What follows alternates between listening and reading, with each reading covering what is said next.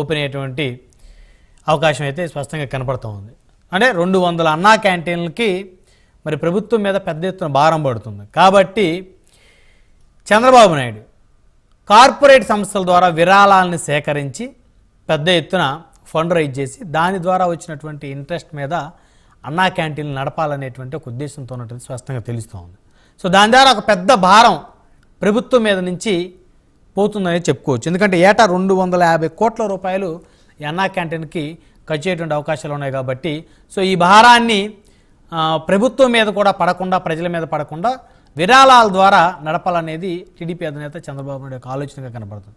అదేవిధంగా రోడ్లు గత 5 ఏళ్ల పాలన జగన్మోహన్ రెడ్డి పరిపాలనలో కేవలం బటన్లు నొక్కటానికే పరిమితమయ్యారనేటువంటి ఆరోపణలు పెద్ద ఎత్తున ఎదుర్కొన్నారు. కేవలం సంక్షేమం మీద మాత్రమే దృష్టి పెట్టారు, కానీ అభివృద్ధిని గాలి కొదిలేశారనేటువంటి ఒక ఆరోపణ అయితే గత ప్రభుత్వం మీద 100% ఉన్నటువంటి మాట వాస్తవం, దాన్ని ఎవరు కాదనలేదు. అయితే ఉన్న రోడ్లన్నీ వేయాలంటే దాదాపు 10,000 కోట్ల రూపాయల పైగా ఖర్చు అయ్యేటువంటి అవకాశం ఉంటుంది. సో గ్రామాల్లో కానీ అదేవిధంగా ఏవైతే ఎక్కడైతే రోడ్లు సీసీ రోడ్లు కానీ లేకపోతే స్టేట్ హైవేస్ కానీ ఏవైతే ఖర్చు అయ్యాయి, అయితే వాటిని ప్రభుత్వం నిధులతో కాకుండా వాటి మీద టోల్ గేట్ వసూలు చేయాలనేటువంటి ఒక ఆలోచన. అంటే 2 వీలర్స్ 3 వీలర్స్ కాకుండా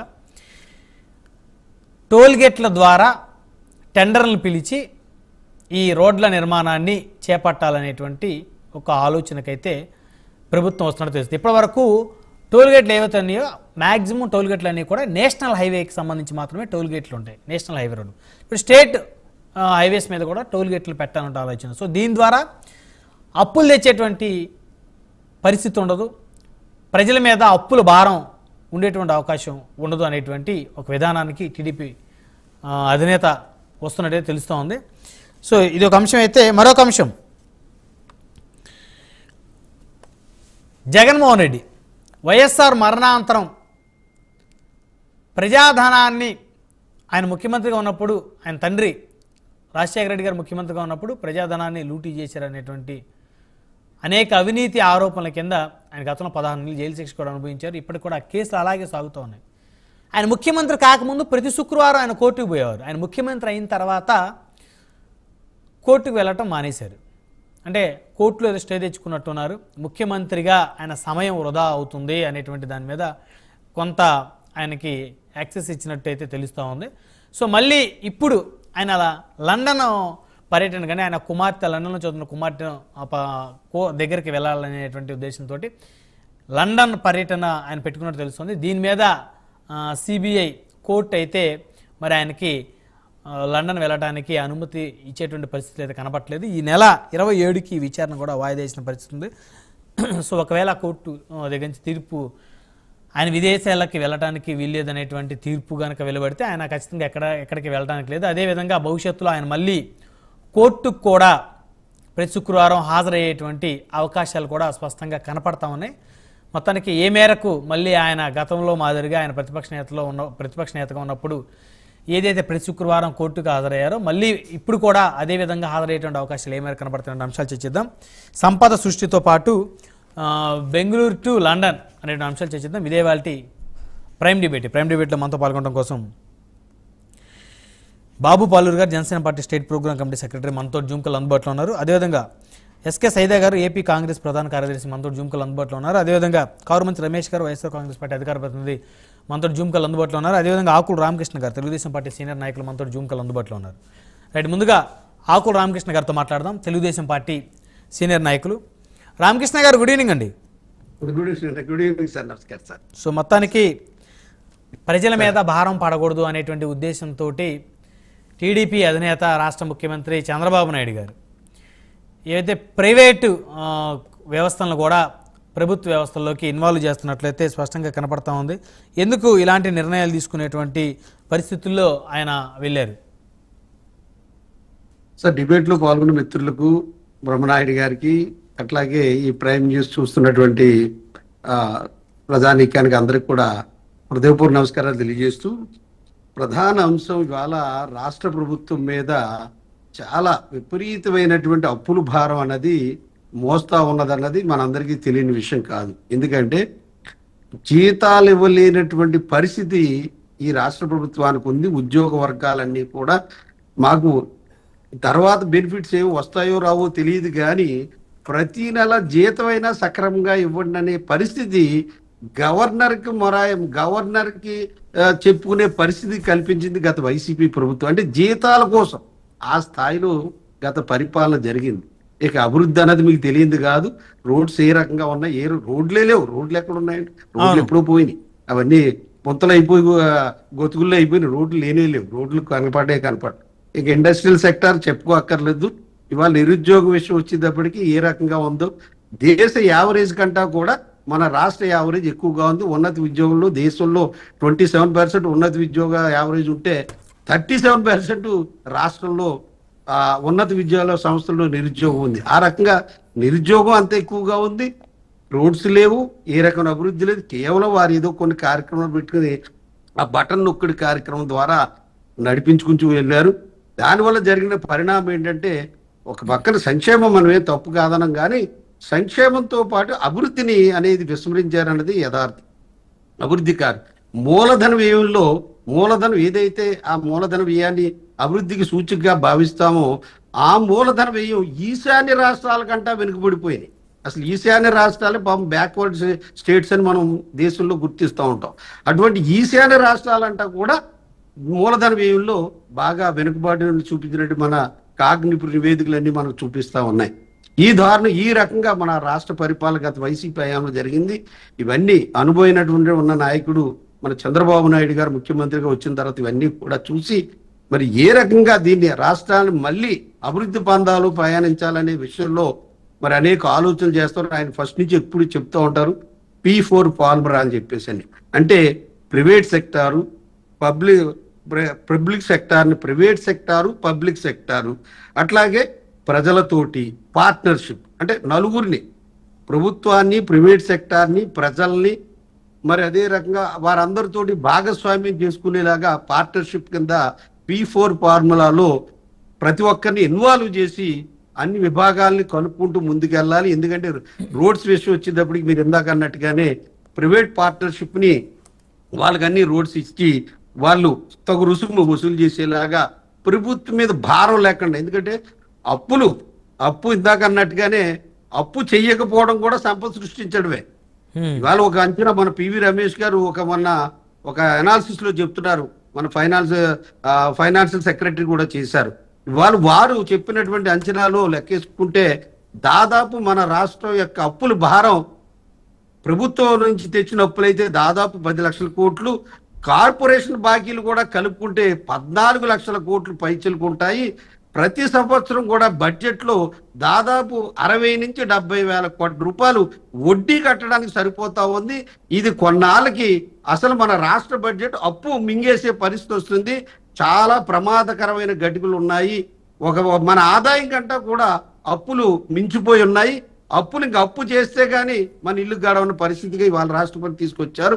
ప్రతిరోజు దాదాపు 300 కోట్ల పైచలకు వడ్డీ చెల్లించే పరిస్థితి ఇవాళ తీసుకొచ్చేసారని చెప్పి వారి విశ్లేషణలో కూడా ఫైనాన్షియల్ సెక్రటరీ గారు మాజీ రమేష్ గారు వారు చాలా విపులీకరించి కూడా చెప్పడం జరిగింది. ఎందుకు చెప్తున్నా అంటే ఇవన్నీ వాస్తవ గణాంకాలు. ఇవన్నీ కూడా అటు కాగ్ రిపోర్ట్ కానీ సెంట్రల్ రిపోర్ట్స్ కానీ ఇవన్నీ చూస్తే వాస్తవాలు ఇవన్నీ కూడా.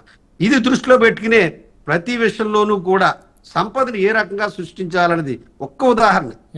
అనంతపురంలో ఆయన సంపద సృష్టించడం కోసం కియో ఫ్యాక్టరీ ఇండస్ట్రీ తెచ్చారు. మేము కూడా అనంతపురం ఏరియా పర్యటన చేసినప్పుడు, దుర్భిక్ష ప్రాంతాలు పర్యటన చేసినప్పుడు ఆ రోజున అక్కడ ల్యాండ్ ₹1,00,000, 2 లక్షలు, 3 లక్షలు కూడా మ్యాక్సిమం పలకలేదు ఆ రోజున. అది ఒక ఇండస్ట్రీ పట్టుకొచ్చారు, ఒక కార్ల ఫ్యాక్టరీ పట్టుకొచ్చారు. కార్ల ఫ్యాక్టరీ అక్కడ పెట్టడం వల్ల ఇవాళ అక్కడ భూమి 2 నుంచి 3 కోట్లు, 4 కోట్లు కూడా పలికే సందర్భం ఏర్పడింది. దాదాపు 35,000 మంది ఉద్యోగాలు వచ్చినాయి, సప్లిమెంటరీ ఉద్యోగాలు వచ్చినాయి. అనేక హోటల్స్ కానీ ఇవన్నీ కూడా అక్కడ ఉంది. ఒక అభివృద్ధి ప్రాంతంగా పెనుగొండ ఏరియా డెవలప్ అవుతుంది. కాబట్టి ఈ రకంగా అలాగే అమరావతి బెస్ట్ ఎగ్జాంపుల్. దాదాపు 2 లక్షల కోట్ల ఒప్పందాలు చేశాడు ఆయన. అమరావతి 2 లక్షల కోట్ల ఒప్పందాలు జరిగి 40,000 మంది కార్మికులు నిరంతరం పనిచేసి అనేక ఇనిషియేషన్లు తేవడం వల్ల అక్కడ ఒకటి ఉపాధి అవకాశాలు, భూమి రేట్లు పెరగడం, ఇండస్ట్రీస్ పెరగడం, మరి ఎడ్యుకేషన్ ఇన్స్టిట్యూట్స్ రావడం, ఇదంతా కూడా సంపద సృష్టించేటువంటి పరిణామం. దీనివల్ల ఎకానమీ పెరుగుతుంది. ఒక ఇండస్ట్రీ పెట్టడం వల్ల, ఒక ఇన్స్టిట్యూట్స్ రావడం వల్ల, ఇవంతా ఎకానమీ సంపదను ఆటోమేటిక్గా సృష్టించడం. అప్పులు చేయకుండా ఈ రకంగా ఫార్ములాకి వెళ్ళడం, అట్లాగే ఇండస్ట్రీస్ కానీ ఇవన్నీ తేవడం వల్ల ఈ రకంగా సంపద సృష్టించడం. అదే రకంగా ప్రభుత్వం మీద భారం పడకుండా ఈ P4 ఫార్ములాలో ప్రైవేట్ భాగస్వామ్యాన్ని, ప్రభుత్వ భాగస్వామ్యాన్ని, ప్రజల భాగస్వామ్యాన్ని పార్ట్నర్షిప్గా తీసుకుని ప్రతి దాంట్లోనూ కూడా, ఇప్పుడు అన్నా క్యాంటీన్ మీరు ఇందాకే చెప్పారు, అన్నా క్యాంటీన్ ప్రభుత్వం మీద భారం పడకుండా విరాళాలు సేకరిస్తూ అన్నా క్యాంటీన్లే వారు సొంతంగా నడుపుకునేలాగా. గతంలో సాక్షి పేపర్ కూడా ప్రభుత్వం చేత కొనిపించారు, వాలంటీర్ల చేత కొనిపించారు, సచివాలయాలు కొనిపించారు. సాక్షి పేపర్, ఆ పేపర్ కూడా కొనడానికి ప్రభుత్వ సొమ్మునే ఉపయోగించుకున్నారు. విదేశీ పర్యటనలు కూడా ప్రభుత్వ చర్యలు ఎంచుకున్నారు, తప్పులేదు విదేశీ. కానీ ఆయన పక్కనున్న మంగళగిరి వెళ్ళాలంటే విత్ ఇన్ కార్లు వెళ్ళే పరిస్థితి, పక్కనున్న పరిస్థితికి వెళ్ళాలంటే అక్కడి నుంచి ల్యాండ్ హెలికాప్టర్లు, లక్షల కోట్ల రూపాయల దుర్వినియోగం. ఈ రోజున ఆ పరిస్థితి లేకుండా ప్రతి ఒక్క విషయంలోనూ కూడా వారు చంద్రబాబు నాయుడు గారు, పవన్ కళ్యాణ్ గారు ప్రతి ఒక్క విషయంలోనూ కూడా ఒక్క రూపాయి కూడా ఖర్చు వృధాగా అవ్వకుండా, ఒక్క రూపాయి ప్రభుత్వం మీద భారం పడకుండా కూడా చేస్తున్న విధానం. ఇంకో విషయం రామకృష్ణ గారు, సరే ఎంత బాగానే ఉంది. అన్నా క్యాంటీన్లకి ఎవరైతే కార్పొరేట్ ఫండ్ రైట్ చేస్తే దాని ద్వారా అన్నా క్యాంటీన్ నడుపుదాం అనేది చాలా అద్భుతమైనటువంటిది. ఎందుకంటే భోజనం పెట్టాలి అనేటువంటి కాన్సెప్ట్ కి చాలా మంది డబ్బున్నటువంటి వాళ్ళు విరాళాలు కూడా ఇస్తారు. అది సక్సెస్, దాన్ని నిజంగా అప్రిషియేట్ చేద్దాం. అయితే ఇప్పుడు టోల్ గేట్ అసలకే సెంట్రల్ నేషనల్ హైవేలో టోల్ గేట్లు కట్టలేక నానాకి ఇబ్బంది పడతా ఉంటే మళ్ళీ మీరు స్టేట్ హైవేస్కి తీసుకొని వచ్చి ఇప్పుడు టోల్ గేట్లు పెడితే ఇప్పుడు పరిస్థితి ఏంటి? ఇది ప్రజల మీద భారం పడదా? వాళ్ళు ప్రజలే కదా. ఖచ్చితంగా ప్రజల మీద భారం పడుతున్నదని మాత్రం యథార్థం అండి, దాంట్లో మేము కాదంటలేదు. ఎందుకంటే ప్రజల మీద భారం పడుతుంది, కానీ ఆటోలు కానీ, మళ్ళీ 2 వీలర్స్ కానీ, మిగతా ట్రాక్టర్స్ కానీ ఇటువంటి వాటికి ఏ రకంగానూ కూడా వారికి భారం లేదు. ఒక్క భారం వల్ల vehicles, own vehicles, 4 wheel vehicles, బస్సులు వీటి మీద భారం పడుతుంది, అది యథార్థం. ఆర్టీసీ ఛార్జీలు పెరుగుతాయి, బస్సు మీద భారం పడిందంటే ఎక్స్ట్రా ప్లస్ టోల్ ఫీ కడతారు. దాంట్లో మళ్ళీ తప్పు పట్టవలసిన అవసరం లేదు, అది వాస్తవం. కాకపోతే ఏమవుతుందంటే ఈ రోజున ఎందుకు పరిస్థితి అంటే ఏ రోడ్డు దాదాపు ఒక అంచనా 12,000 కోట్ల రూపాయలు ఇవాళ పెడితే గానీ రాష్ట్రంలో రోడ్లు బాగోవు. అంత డబ్బు పెట్టే పరిస్థితి ఇవాళ మన రాష్ట్ర ప్రభుత్వం మీద ఒకేసారి అంత డబ్బు పెట్టాలంటే వీరి దగ్గర అనేక ఇబ్బందులు ఎదురవుతున్నాయి. సో ఫేజ్డ్ మేనర్ గా అన్ని రోడ్లు కాదండి, సెలెక్టెడ్ రోడ్సే. మళ్ళీ రాష్ట్రంలో ఉన్న అన్ని రోడ్లు కూడా మీరు అన్నట్టుగా టోల్ గేట్లు కాదు, కొన్ని సెలెక్టెడ్ రోడ్స్, ఇంపార్టెంట్ రోడ్లు బాగా దాని కూడా ఏమంటారా ట్రాన్స్పోర్ట్ జరిగేటువంటి విధానంలో ఎక్కడైతే ఇంపార్టెంట్ రోడ్స్ ఉన్నాయో, అంతేగాని ప్రతి రోడ్డు కూడా మీరు చెప్పినట్టుగా టోల్ గేట్ వేసేది అది కాదండి, కొన్ని రోడ్ల మీదే. మళ్ళీ ప్రతి రోడ్డు మీద మీరు టోల్ గేట్ పెడితే ప్రజలు తిరుగుబాటు విస్తృతంగా మొదలవుతుంది. అది తక్కువ. మేము కూడా ప్రభుత్వం కూడా ఆలోచిస్తుంది దాని మీద కూడా ఆలోచించే. ఎందుకంటే ఈ గోతుల్లో నడిచే కంట, గోతుల్లో నడిచి ఆటో 10,000 20,000 రూపాయలు రిపేర్ వచ్చేదానికన్నా వచ్చేసి ఈ గోతుల్లో ఇరిగిపోయి ప్రాణ నష్టం, కాలు ఇరిగిపోవడం, చేతులు ఇరిగిపోవడం కంటే కూడా ఇది తక్కువ. కరెక్ట్, దాంతో పోల్చుకుంటే 10 రూపాయలు పోయినప్పటికీ కూడా సురక్షితమైనటువంటి ప్రయాణం చేయాలనే ఉద్దేశంతో రోడ్స్ మీద బాగా కాన్సన్ట్రేషన్ చేస్తే. అట్లా ఇంకో విషయం కూడానండి, స్వయం సమృద్ధిగా పంచాయతీలు కానీ, ప్రభుత్వ భవనాలు కానీ సోలార్ సిస్టమ్ పెట్టి, ఎందుకంటే కరెంటు బిల్లులు పంచాయతీలు తడిపిమోపుడు అయిపోతున్నాయండి. వారి దగ్గర ఉన్న నిధులన్నీ కూడా కరెంటు బిల్లులు సరిపోతున్నాయి. అందుకని సోలార్ సిస్టమ్ వారు కూడా చెప్తున్నారు, సోలార్ సిస్టమ్ మీరు పెట్టుకోండి. అన్ని ప్రభుత్వ భవనాలు కూడా ₹1 కూడా కరెంటు బిల్లు కట్టడానికి వీల్లేదు. మీరు అన్ని డబ్బులు కూడా మిగులుతాయి పంచాయతీలు. ఆ డబ్బులు కూడా మీరు సంపద సృష్టి రావాలి. రైట్, ఇది కూడా సంపద సృష్టిలో భాగం. ఆ డబ్బులు మిగులుతున్నాయి. సంపద ఖర్చు పెట్టేస్తుంటే ఎక్కడ వస్తుందని మాటలు కాదు. ఇవాళ కరెంటు బిల్లు ఏ రకంగా మీకు తెలియదు. కాబట్టి ప్రతి ఒక్కరు కూడా సంపదని సృష్టించుకోవాలంటే మీరు సోలార్ సిస్టమ్ ప్రతి వాళ్ళు పెట్టుకోండి. ఈ రకంగా పెట్టుకుంటే మీకు ఈ రకంగా. రామకృష్ణ గారు మళ్ళీ వస్తారు మీ దగ్గరికి, మళ్ళీ వస్తాను. మనతోటి కారు మంచి రమేష్ గారు ఉన్నారు.